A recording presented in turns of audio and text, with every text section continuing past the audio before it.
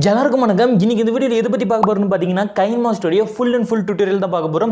A to Z என்னென்னலாம் இருக்குது, எப்படிலாம் எடிட் பண்ணலாம் அப்படிங்கிற எல்லா விஷயத்தையுமே நான் கொடுத்துருக்கேன். அது மட்டும் இல்லாமல் இந்த வீடியோவில் சொல்லக்கூடிய எல்லா பார்ட்ஸுமே நான் பார்ட்டாக பிரித்து சொல்லியிருக்கேன். இது எல்லாத்தையுமே நான் கீழே டைம் ஸ்டாம்பாக கொடுத்துருக்கேன்.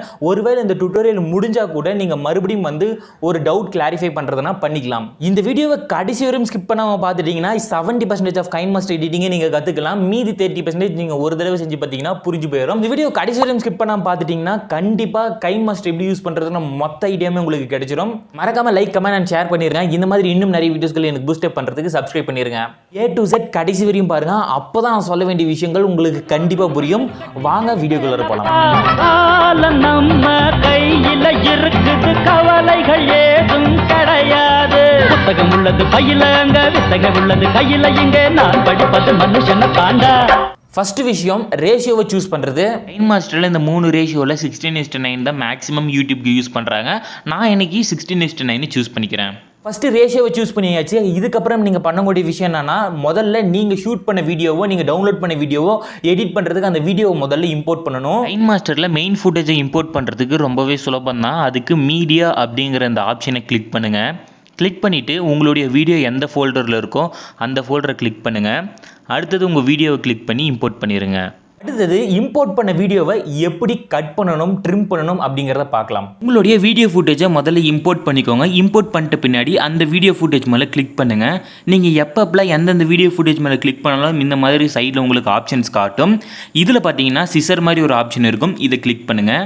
இதில் கிளிக் பண்ணதும் பார்த்தீங்கன்னா உங்களுக்கு 4 ஆப்ஷன் இருக்குது. ஃபர்ஸ்ட் உள்ள ஆப்ஷன் இந்த டைம் லைனுக்கு லெஃப்டில் இருக்கக்கூடிய எல்லா விஷயத்தையுமே ட்ரிம் பண்ணி கட் பண்ணிடும்.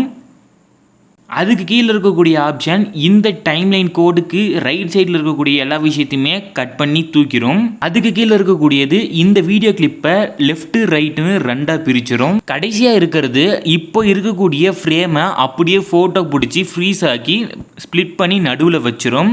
ஒருவேளை நீங்கள் இம்போர்ட் பண்ண வீடியோ வெர்டிகலாக இருந்தாலோ இல்லாட்டி ஃப்ரேமுக்குள்ளே ஃபிக்ஸ் ஆகலனாலோ அதை எப்படி ஜூம் பண்ணுறது அப்படிங்கிறத பார்க்கலாம். உதாரணத்துக்கு நான் இந்த மாதிரி ஒரு இமேஜை இம்போர்ட் பண்ணிக்கிறேன். இதை எப்படி ஜூம் பண்ணி வைக்கிறது அப்படிங்கிறத பார்க்கலாம். இதுக்கு ஃபஸ்ட் அந்த ஃபுட்டேஜ் மேலே கிளிக் பண்ணுங்கள். கிளிக் பண்ணிவிட்டு இங்கே பார்த்தீங்கன்னா சிசருக்கு பக்கத்தில் ஒரு ஆப்ஷன் இருக்கும். இதுதான் ஜூமிங் பண்ணுற ஆப்ஷன். இதை கிளிக் பண்ணுங்கள். இப்போ பார்த்தீங்கன்னா இதில் ஸ்டார்ட் பொசிஷன், எண்டு பொசிஷன் 2 இருக்கும். இப்போது இதில் நான் ஜூம் ஆகக்கூடிய எஃபெக்ட் வைக்கணும் அப்படின்னா ஸ்டார்ட் பொசிஷனை இப்படியே வச்சிடணும். எண்டு பொசிஷனை கிளிக் பண்ணி இதை நான் ஜூம் பண்ணி வைக்கிறேன்.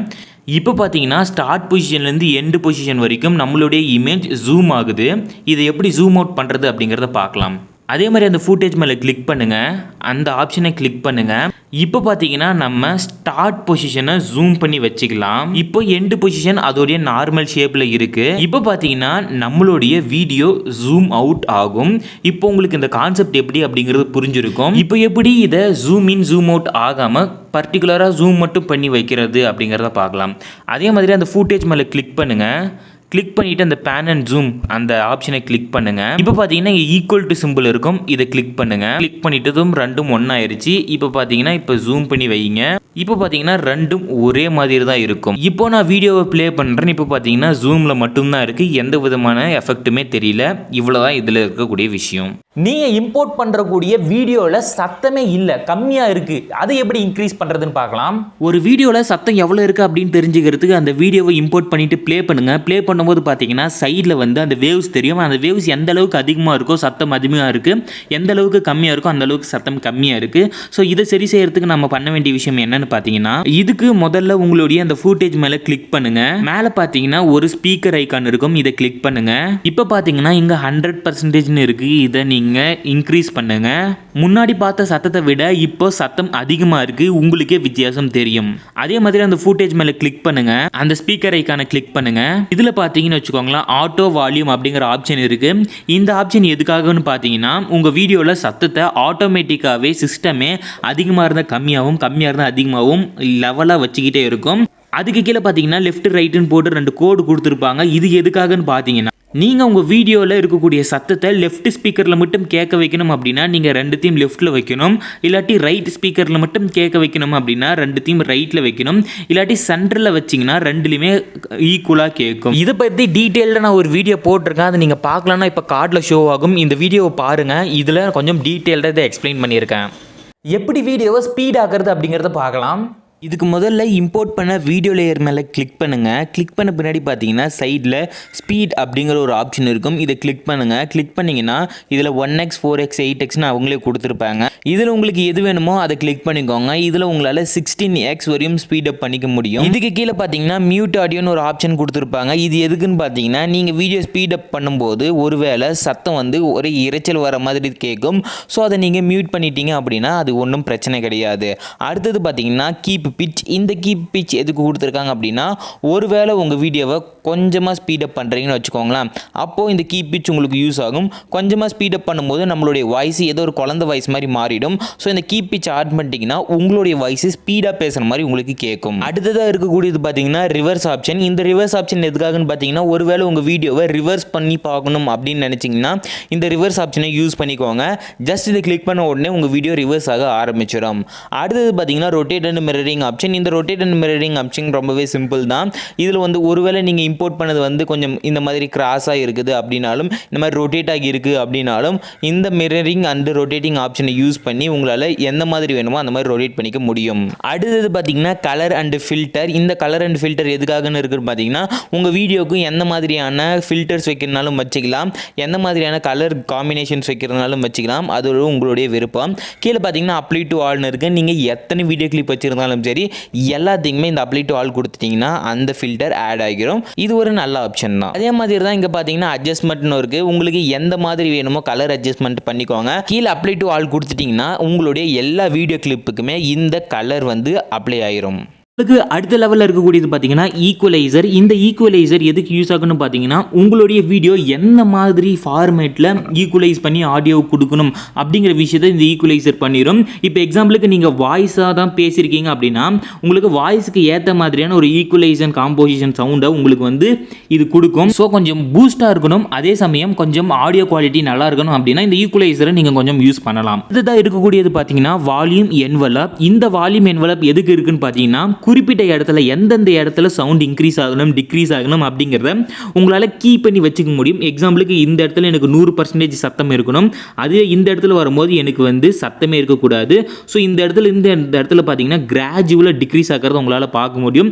ஸோ இந்த மாதிரி வாய்ஸுக்கு உங்களால் கீயிங் பண்ணிக்க முடியும். ஸோ இதுக்கப்புறம் இருந்து இந்த இடம் வரும்போது எனக்கு வந்து 200% இன்க்ரீஸ் ஆகணும் அப்படின்னா உங்களுடைய வாய்ஸ் வந்து ரொம்பவே கிராஜுவலாக டிக்ரீஸ் ஆகும். ஒரு பாயிண்ட்லேருந்து இன்னொரு பாயிண்ட் வரையும் இருக்கக்கூடிய வால்யூம் கிராஜுவலாக டிக்ரீஸ் ஆகும், அதே மாதிரி கிராஜுவலா இன்க்ரீஸ் ஆகும். நீங்க கொடுக்கிற கீயிங்க பொறுத்து இருக்கு. இதை பத்தி தெரியும் அப்படின்னா அனிமேஷன் கீனா என்னன்னு தெரியும். அனிமேஷன் கீ பத்தி டீடைலா எக்ஸ்பிளைன் பண்ணி நான் ஒரு வீடியோ போட்டிருக்கேன். அது நீங்க பார்க்கலன்னா கீழே டிஸ்கிரிப்ஷன்ல லிங்க் இருக்கு, மேல கார்ட்லயும் லிங்க் கொடுத்துருக்கேன். ஸோ இது கிளிக் பண்ணி அனிமேஷன் கீ பத்தி தெரிஞ்சுக்கோங்க. அடுத்ததா இருக்கக்கூடியது பாத்தீங்கன்னா ரீவர்ப் அப்படின்னு சொல்லக்கூடிய ஆப்ஷன். இந்த ரீவர்ப் ஆப்ஷன் எதுக்கு இருக்குன்னு பாத்தீங்கன்னா குறிப்பிட்ட இடத்துல இருந்து பேசினா எப்படி இருக்குமோ அந்த ரியல் எக்ஸ்பீரியன்ஸை கொண்டு வரது தான் இந்த ரீவர்போடைய வேலை. நம்மளுக்கு அடுத்ததா இருக்கக்கூடிய ஆப்ஷன் பாத்தீங்கன்னா வாய்ஸ் சேஞ்சர். இந்த வாய்ஸ் சேஞ்சர் எதுக்காகன்னு பாத்தீங்கன்னா உங்களுடைய வீடியோவுடைய சத்தம் வந்து வேற மாதிரி மாற்றணும் அப்படின்னா இந்த வாய்ஸ் சேஞ்சர் அப்படிங்கிற ஆப்ஷனை சூஸ் பண்ணிக்கோங்க.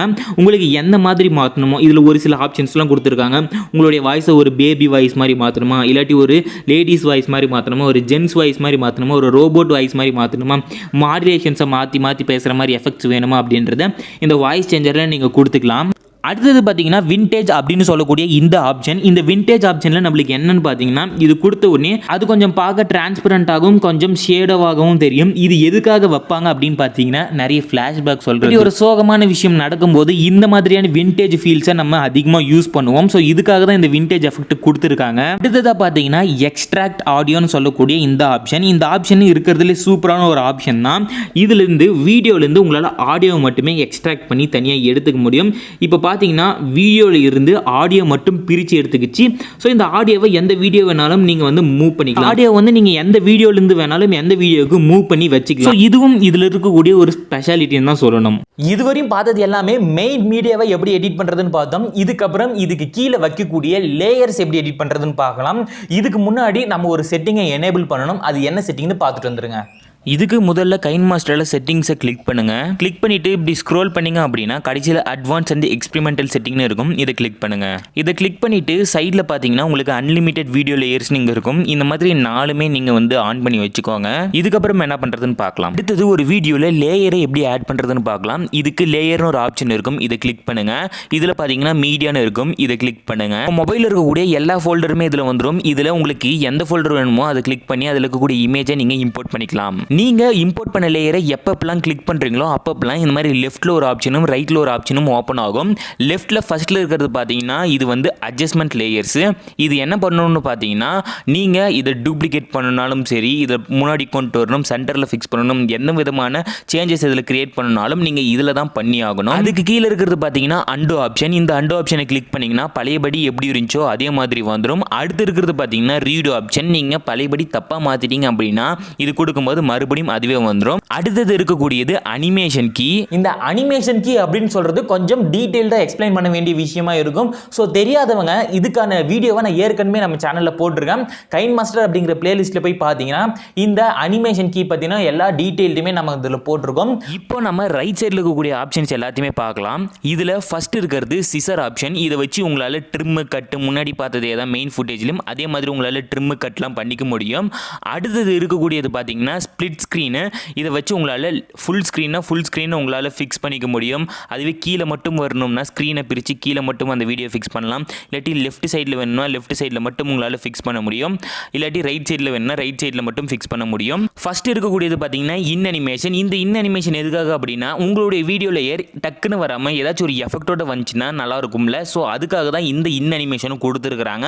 உங்களுக்கு எந்த மாதிரியான இன் அனிமேஷன் வேணுமோ அந்த மாதிரியான இன் அனிமேஷனும் கொடுத்துக்கலாம். அடுத்தது ஓவரால் அனிமேஷன். இந்த ஓவரால் அனிமேஷன் எதுக்காகன்னு பார்த்தீங்கன்னா இந்த வீடியோ கிளிப் முடிகிற வரைக்குமே இந்த அனிமேஷன் உங்களுக்கு ஒர்க் ஆகிக்கிட்டே இருக்கும். இதுக்கு தான் ஓவரால் அனிமேஷன் இதுக்கு கொடுத்துருக்காங்க. அடுத்தது பார்த்தீங்கன்னா அவுட் அனிமேஷன். உங்களுடைய வீடியோ முடியும் போது டக்குன்னு முடியாமல் ஏதாச்சும் ஒரு எஃபெக்டோட முடியணும் அப்படின்னா இந்த அவுட் அனிமேஷனை நீங்கள் யூஸ் பண்ணிக்கலாம்.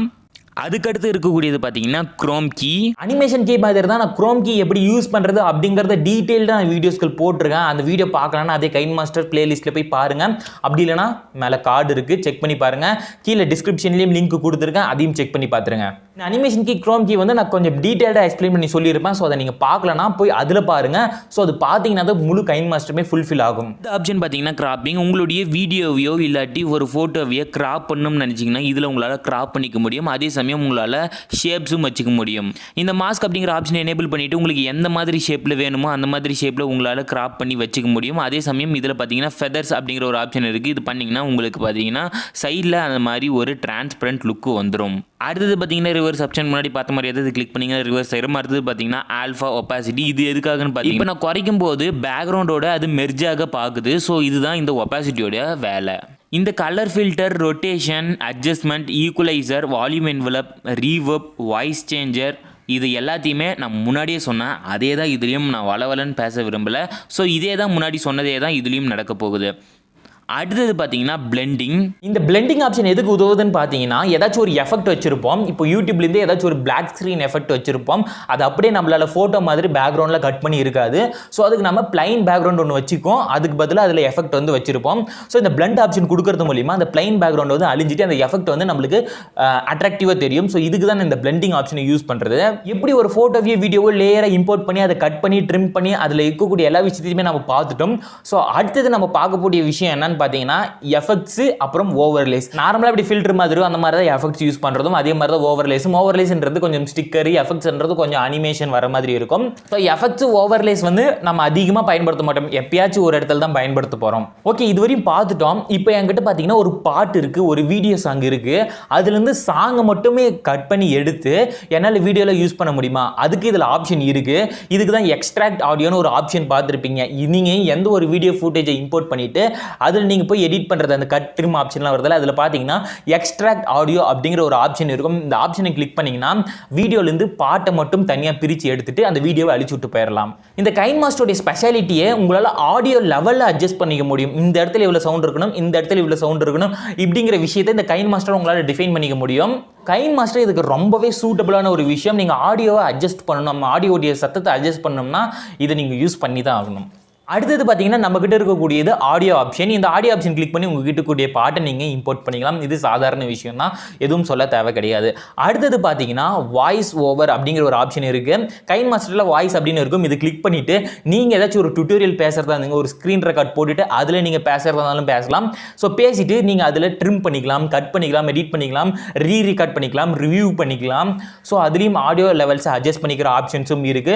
ஸோ இந்த மாதிரி ஆப்ஷன்ஸ் இதில் கொடுத்துருக்கிறது ரொம்பவே சூப்பரான விஷயம். இது எல்லா யூடியூபருக்குமே கண்டிப்பாக பயன்படும். அதாவது யூடியூப் சேனல் ஆரம்பிக்கணும், என்கிட்ட மொபைல் மட்டும்தான் இருக்கு, என்கிட்ட எந்த எடிட்டிங்குமே தெரியாது அப்படின்னா இந்த கைன்மாஸ்டர் கண்டிப்பாக கற்றுக்கோங்க, சூப்பராக இருக்கும். ஸோ இது எல்லாத்தையுமே பண்ணி முடிச்சாச்சுங்க. இதெல்லாம் பண்ணி முடிச்சுட்டு என்ன பண்ணணும், வீடியோவை எக்ஸ்போர்ட் பண்ணணும். வீடியோவை எக்ஸ்போர்ட் பண்ணும்போது எப்பயுமே 30 FPSக்கு மேலே பண்ணுங்க. ஏன்னா 30 FPSக்கு கீழே பண்ணீங்கன்னா ஏதோ ரோபோ ஆடுற மாதிரியே டக்கு டக்குன்னு விட்டு வரும். ஸோ எப்பயுமே 30 FPSக்கு மேலே உங்களால் எவ்வளவு பண்ண முடியுமோ, 60 FPS வைக்க முடியும்னா 60 FPS வச்சுக்கோ. குவாலிட்டி உங்களுக்கு ஏற்ற மாதிரி தான். நீங்கள் 720 வைக்கலாம், 180 வைக்கலாம், 1440 வைக்கலாம், இல்லை 4K வரையும் உங்களுக்கு சப்போர்ட் இருந்துச்சுன்னா 4K வரையுமே யூஸ் பண்ணிக்கலாம். உங்களுடைய குவாலிட்டி நீங்களே சூஸ் பண்ணிக்கோங்க. பிட் ரேட்டை முடிஞ்ச வரைக்கும் கொஞ்சம் மீடியமாகவே வச்சுக்கோங்க. அதிகமாக வச்சிங்கன்னா நிறைய MB இழுத்துரும். இப்போ இந்த வீடியோ நீங்கள் கடைசி வரையும் பார்த்துட்டீங்க அப்படின்னா 70% முடிஞ்சிருச்சு. மீதி 30% நீங்கள் எடிட் பண்ணி பார்க்கறது மட்டும்தான்.